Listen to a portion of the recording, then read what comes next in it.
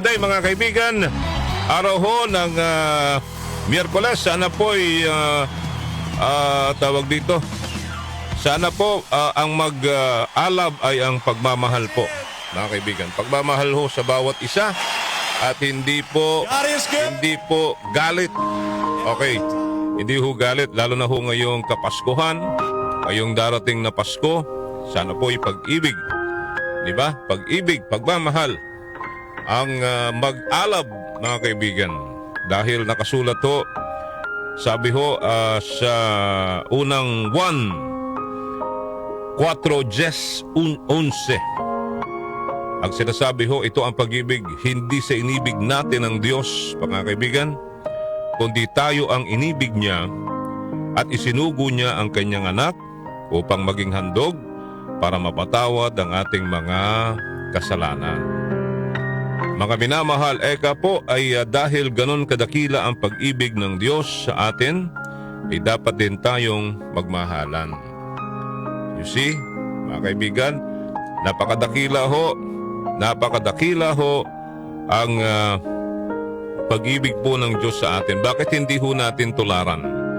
Nakakalungkot lang, no? Sasabihin na naman natin, Hindi ako ganun na basta-basta nagpapatawad eh. Ganun? Kung ang Diyos ngayon nagpapatawad, ikaw kapatid, hindi ka marunong magpatawad? Hindi mo mapatawad yung gumagawa o naninira sa'yo? Hindi mo mapatawad yung taong nagkasala sa'yo? Alam nyo, nanonood ako ng television eh. Gustong-gusto naming panooring mag-asawa, si Olive. Yung pong teleserye sa GMA7 dati, binalikan ko yung First Nanny. Alam mo yon, Kenny? Si Sanya Lopez ba yun? Tsaka si, yung kahawig ko, si Gabi. Kahawig ko yun. Tindi ho ng story nun, mga kaibigan. Ang ganda ng story. It's not, may halong kwentong katatawanan, di ba? May comedy, may drama, may, alam nyo yun. Pero ang nagustuhan ko doon sa kwento, actually, yung tumatakho sa akin na napaluha ako. Na yung anak ni Gabi Concepcion doon, si Presidente Acosta, yung unang niyang panganay, firstborn, si Nina, siya po yung nakasagasa sa tatay ni Melody, si Sanya Lopez. Okay. Nakasagasa ho dahil lalabas ng bahay, pipilay-pilay, may tungkod. Hindi ho napansin nung anak ni Gabi Concepcion, anak ng presidente, dahil dinukot niya yung kanyang cellphone. Tapos, anong nangyari ho? Ay sinagot niya, hindi niya nakita, patawid yung tatay ni Melody, si Yaya Melody. Nabangga ho, namatay, itinago, natakot yung bata, hindi alam ng presidente, si Gabi Concepcion. Hindi niya alam na may ganun palang nangyari dahil kinonsinte nung lola, yung nanay ni Gabi, na si Pilar Pilapil. At nag-meet nga yung dalawa, the president and the Yaya, the first Yaya. Ang sakit po nung nangyari nung malaman ni Melody, dahil mahal na mahal niya yung tatay niya. Nalaman ni Melody, nung nalaman niya na ang nakasagasa ay yung anak ng presidente na mahal na rin ho niya. At tanong doon paano mo titimbangin ngayon? Diba? Tatay mo, na mahal mo, na nawala sa iyo, na aksidente, na itago ng 3 taon, pinagtakpan. Diba? O yung presidente na mahal mo na ngayon, at saka ho, yung mga bata, anak ng presidente na tinanggap mo, inalagaan mo, at minahal mo na rin ho ng ilang taon. Kung kayo ho ang nasa sitwasyon na ganun, mapapatawad nyo ba yung nakapatay sa inyo pong mahal, tatay, halimbawa po? Alam nyo, tindi nung storya na yun no? Kasi pagpapatawad, pag-ibig di ba? Yung galit at pag-ibig. Pero alam nyo ho, ang nanalo, pag-ibig. Di ba? Because of love. Alam niyo yun? Kahit masakit. But because of love, na siyang dahilan din na dapat nating sa utos sa atin na i-share natin ang pagmamahal na yan sa bawat isa.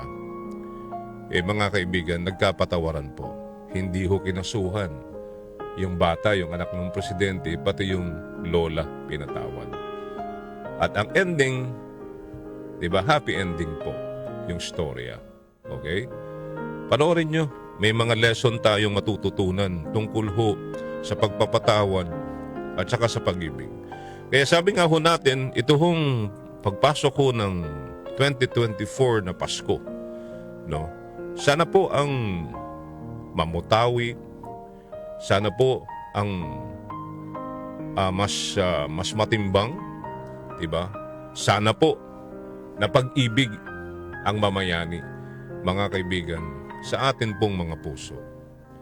Kung mayroon man ho tayong magagalit sa ating kapwa, may mga tampuhan tayo sa ating kakilala, kaibigan, mahal sa buhay, baka pwede ngayong Pasko, yun po yung irigalo natin kay Papa Jesus, mga kaibigan. Dahil po, kung hindi ho sa pag-ibig ng Diyos sa atin, hindi ho rin niya isusugo ang kanyang anak. Diba? Si Jesus, ang Panginoong Hesukristo, para po sa ating mga kasalanan. Sabi ko nga ho nung nakaraan, matagal tayong nakaseparate sa ating Ama sa langit. Pero dahil kay Jesus, muli nanumbalik po, mga kaibigan. Diba? Yung connection between us and God. Okay?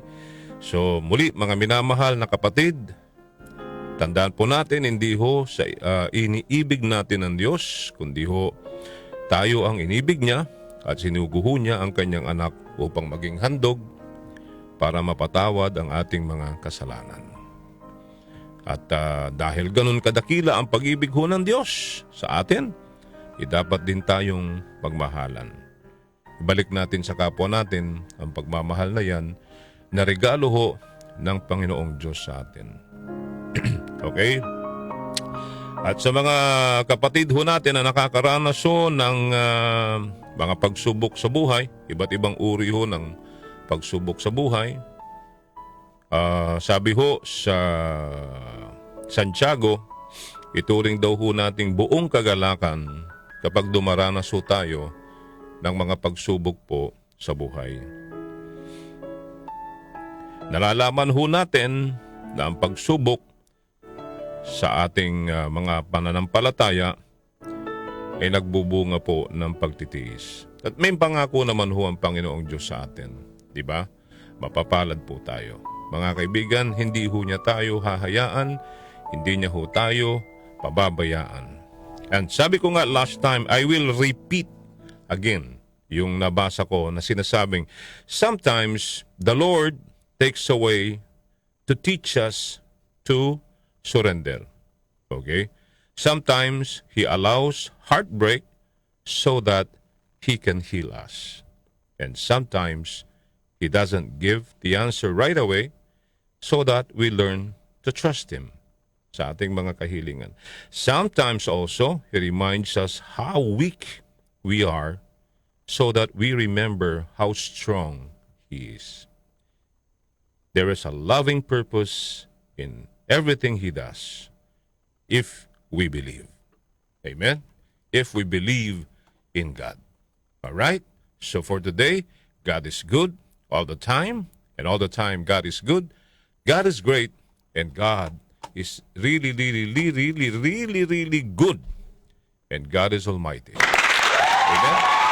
Amen. Okay. Panahon ng pagpapatawad, panahon ng pagmamahalan, diba? Hindi lang ho pagbibigayan. Ang pinaka-importante ho ngayong Kapaskuhan, pagpapatawad at pagmamahalan.